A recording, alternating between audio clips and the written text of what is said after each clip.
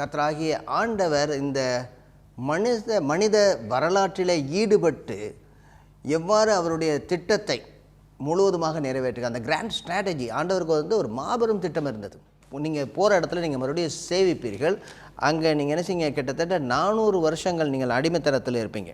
10 வாதைகள் வந்தவருடைய நோக்கம் என்ன? முதலாவதாக பகலில் மேக சம்பவம், ராத்திரியில் அக்னி சம்பவம். ரொம்ப நல்லா இருக்குல்ல, சூப்பராக இருக்குல்ல.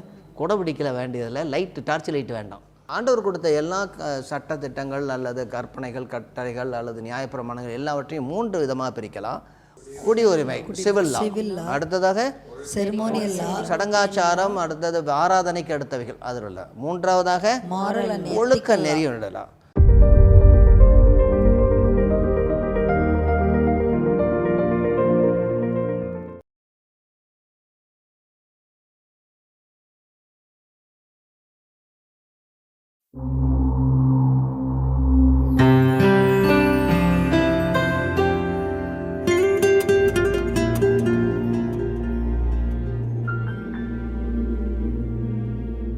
கர்த்தராகிய இயேசு கிறிஸ்துவின் நாமத்திலே சால்வேஷன் டிவி நேயர்கள் அனைவரையும் ஏக்தா நெட்வொர்க் வழங்கும் திருச்சபை அன்றும் என்றும் என்ற நிகழ்ச்சிக்கு வாழ்த்தி வரவேற்கிறோம். இந்த நிகழ்ச்சியில் மாபெரும் வரலாறு கர்த்தராகிய ஆண்டவர் இந்த மனித வரலாற்றிலே ஈடுபட்டு எவ்வாறு அவருடைய திட்டத்தை முழுவதுமாக நிறைவேற்றுங்க. அந்த கிராண்ட் ஸ்ட்ராட்டஜி ஆண்டவருக்கு வந்து ஒரு மாபெரும் திட்டம் இருந்தது.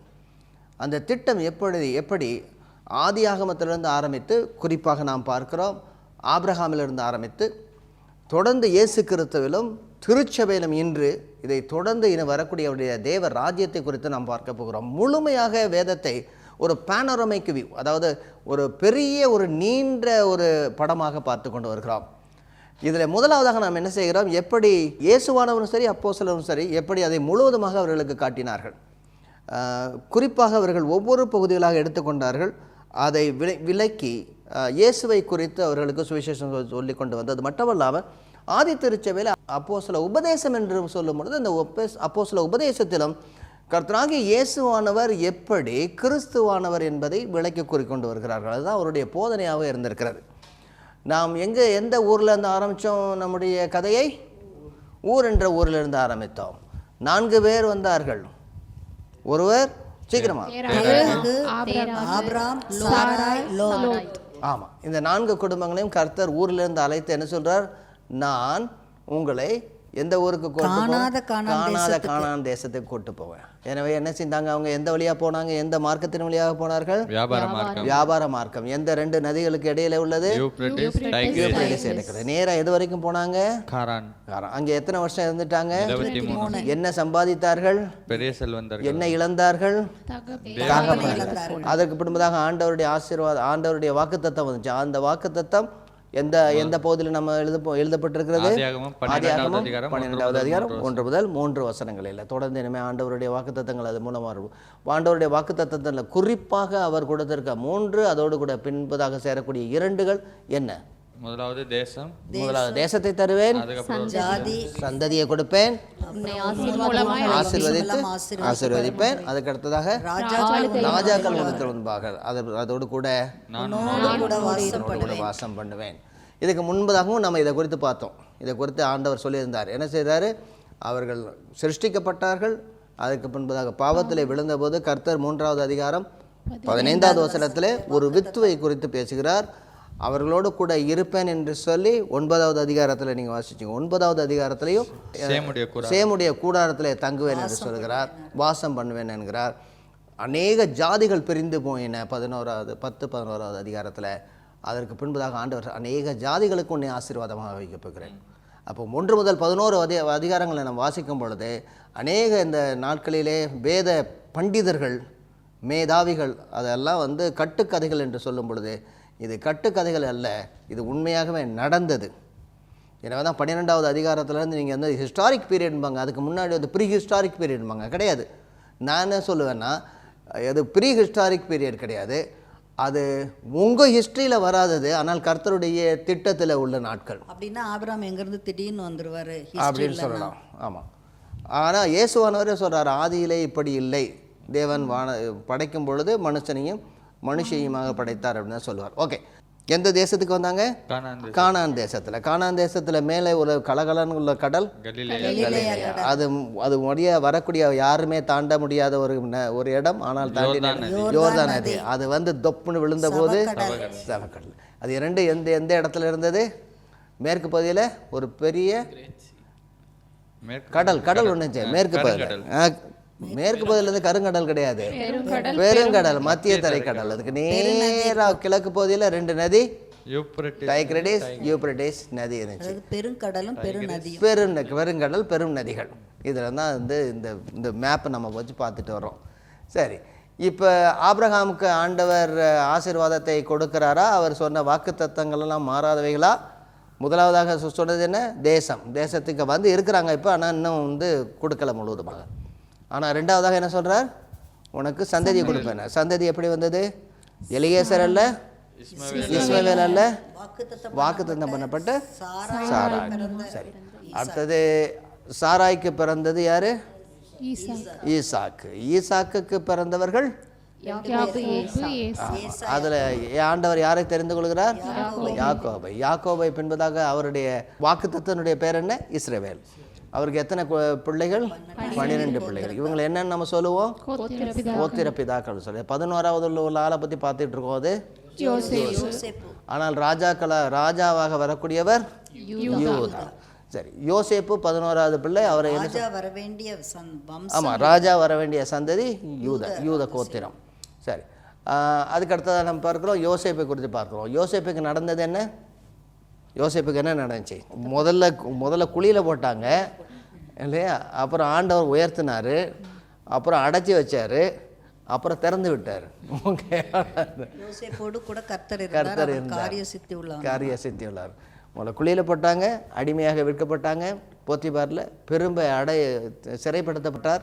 அதற்கு பின்பதாக பார்வோனுக்கு 2வது இடத்துல இருந்தார். இது எத்தனை வயசில் நடந்ததற்கு?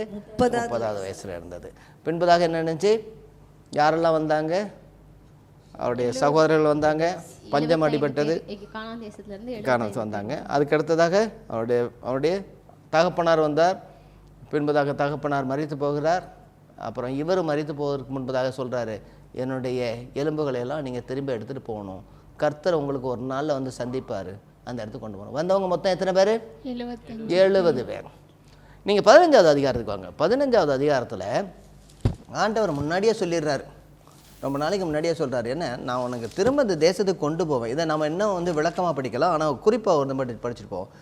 ஆனால் இந்த அந்நிய தேசத்தில் பரதேசிகளாக இருக்கிறீங்க, இந்த தேசத்தை நீங்கள் போகிற இடத்துல நீங்கள் மறுபடியும் சேவிப்பீர்கள். அங்கே நீங்கள் என்ன செய்யுங்க, கிட்டத்தட்ட 400 வருஷங்கள் நீங்கள் அடிமைத்தனத்தில் இருப்பீங்க. நான் 15வது அதிகாரத்தில் சொல்கிறது, 400 வருஷம் அடிமைத்தனத்தில் இருப்பீங்க, ஒரு 4 தலைமுறை வரைக்கும் இருப்பீங்க. ஆனால் என்ன செய்கிறாரு? 16வது வசனத்தில் வாசிங்க. 16வது வசனத்துலேருந்து 4ஆம் தலைமுறையிலே அவர்கள் இவ்விடத்துக்கு திரும்பி வருவார்கள். ஏனென்றால் எமோரியருடைய அதிகாரம் அக்கிரமம் இன்னும் நிறைவாகவில்லை என்றார். சூரியன் அஸ்தமித்து காரிருள் உண்டான. சரி, அதுக்கு பின்னாடி 18. அந்நாளிலே கர்த்தர் ஆபிராமோடே உடன்படிக்கை பண்ணி எகிப்தின் நதி துவங்கி ஐப்பிராயத்து, யூப்ரட்டிஸ் நம்ம சொல்றோம்ல, அதுதான் ஐப்பிராயத்து. எகிப்தினுடைய நதி என்னது? நைசான நதி, நைல் நதியிலிருந்து ஆரம்பிச்சு இது வரைக்கும் வர்றது. அப்புறம் இன்னும் பெரிய நதி மட்டும் உள்ளதும் கேனியரும் கெனீசியரும் கத்மோனியரும் ஏதியரும் பெரிசியரும் ரெப்பாயிமியரும் எமோரியரும் கானானியரும் கிர்காசியரும் எபூசியரும் என்பவர்கள் இருக்கிறதுமான இந்த தேசத்தை உன் சந்ததிக்கு கொடுப்பேன் என்றார். இப்போ என்ன ஆயிடுச்சுன்னா, இந்த வாக்குத்தத்தம் எப்போ நிறைவேற போகுது அப்படிங்கிறாரு? 400 வருஷம் கழிச்சு. இந்த 400 வருஷத்தில் என்ன ஆகுதுன்னா, என்ன நடந்து 70 எத்தனை பேர் வந்தாங்க மொத்தம் குடும்பமாக? 70 அல்லது 75ன்னு ஸ்தேவான் சொல்கிறாரு.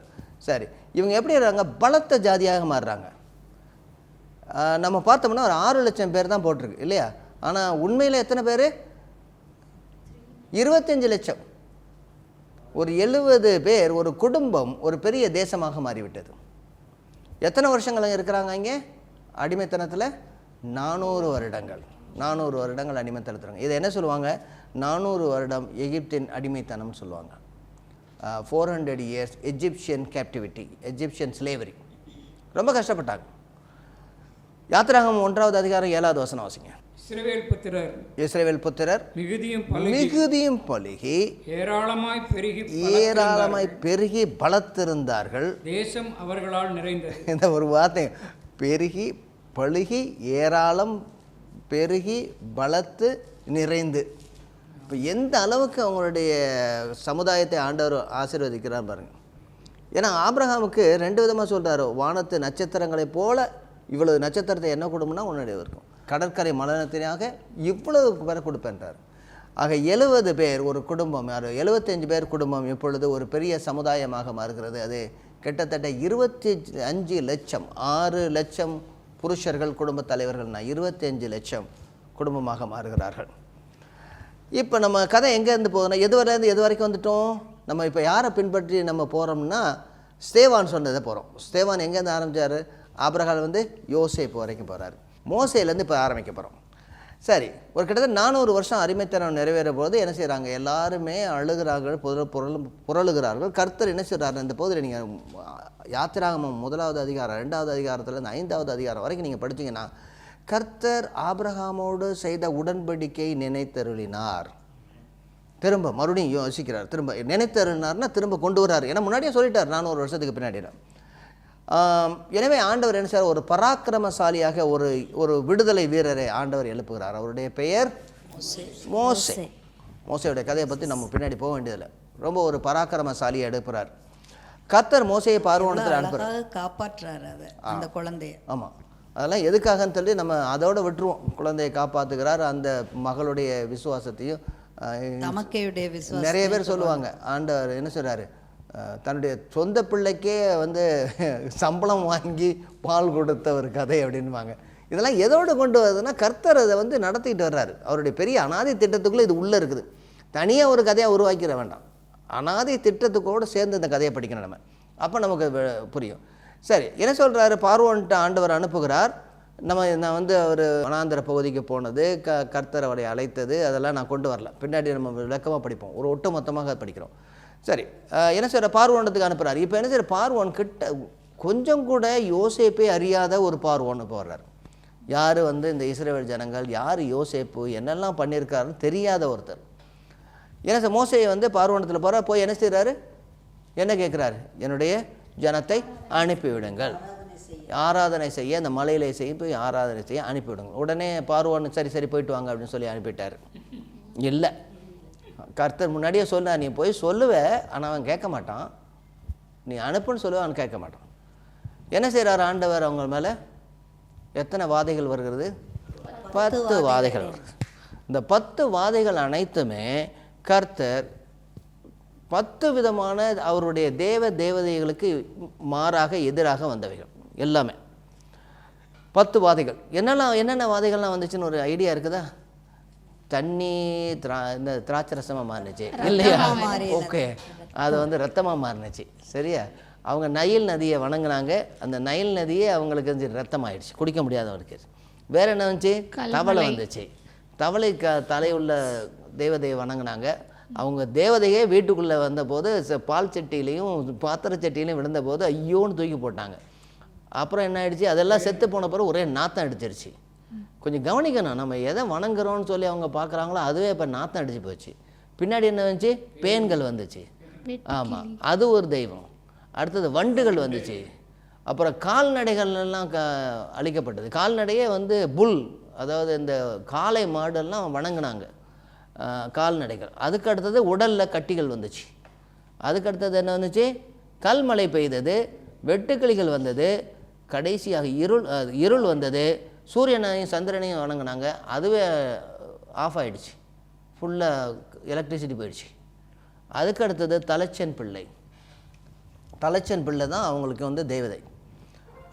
ஒரு வீட்டில் வந்து பெரியவங்க வந்து தலைச்சன் பிள்ளை. இது எல்லாமே 3 காரணங்களுக்காக வந்தனேன்னு சொல்கிறாங்க. 3 காரணங்கள். ஒன்று, கவனிங்க, இஸ்ரவேல் ஜனங்களை அனுப்பி விடுவதற்கு சரியானபடி பார்வோனுடைய இருதயத்தை உடைக்க வேண்டும். பார்வோன் அறிந்து கொள்ள வேண்டும் இது வந்து கர்த்தருடைய கரம். ஏன்னா அதில் மேஜிஷியனே எல்லாரும் சொல்லிடுறாங்க, அவருடைய மந்திரவாதிகள் சொல்கிறாங்க, இது வந்து கர்த்தருடைய கரம், நாங்கள் ஒன்றும் செய்ய முடியாது. இது மற்றதெல்லாம் செஞ்சு பார்த்தாங்க, ஒன்றும் செய்ய முடியலை, கடைசியில் முடியலை.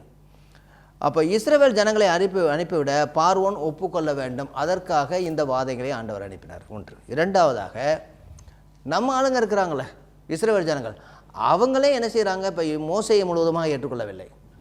ஆனால் இப்போ இந்த அனைத்து அடையாளங்கள் அற்புதங்கள் மூலமாக ஓங்கிய புயத்தினாலும் பலத்த கரத்தினாலும் அப்படின்னு சொல்லும்போது மோசையை இவர்கள் தலைவனாக ஏற்றுக்கொள்ள வேண்டும் எல்லாருமே இஸ்ரவேல் ஜனங்கள். மூன்றாவதாக கர்த்தர் ஒருவரே தேவன், வேறு தேவதைகள் இல்லை என்பதை இந்த தேவதைகளும் அறிந்து கொள்ள வேண்டும்.